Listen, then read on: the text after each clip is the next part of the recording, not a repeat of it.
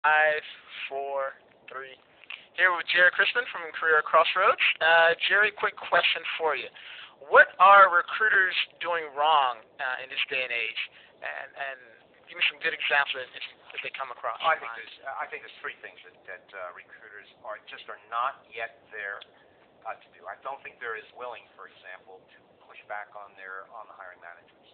Hmm. I think they are accepting much more than ever before, simply because they've got a load that they've got to deal with. But they're accepting that rec as is. They're trying to get the key issues from that and then move ahead and get the person what they need. But they haven't necessarily linked that job in to the business plan.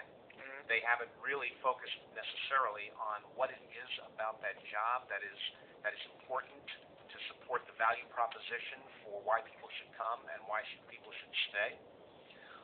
And I really believe that they are, in many instances, overloading themselves by taking on a large rec load rather than pushing back both on their leadership and the hiring managers to lower the rec load, but making sure that they've got the proper alignment between the business plan, the jobs in that organization, and their ability then to move in and find the right people who are going to succeed in the job as opposed to somebody who's just going to get selected into that job.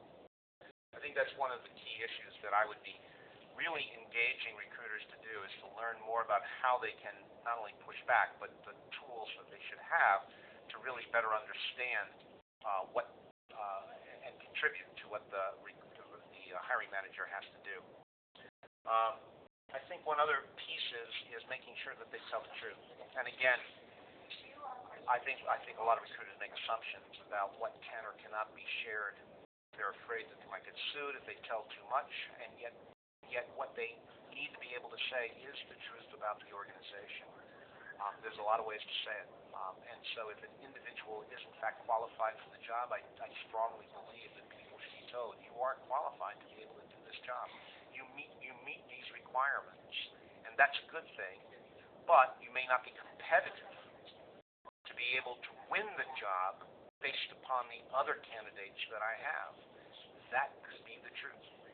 And I think knowing that truth gives incredible value to those candidates who are not going to make it, who conceivably could have some hope of coming back and being able to win if they develop and get the kind of background that makes them more competitive.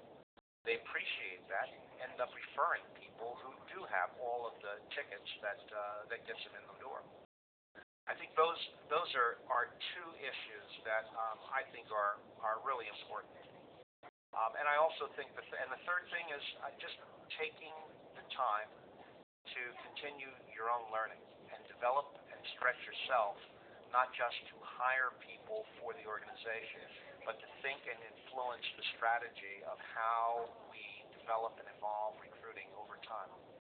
I think when I see great recruiters, they are not only learning new tools by how they, from a tactical point of view, but they're also stretching themselves and thinking about how can I actually do something totally different? How can I encourage my leaders to give me the resources so that we can do an even better job?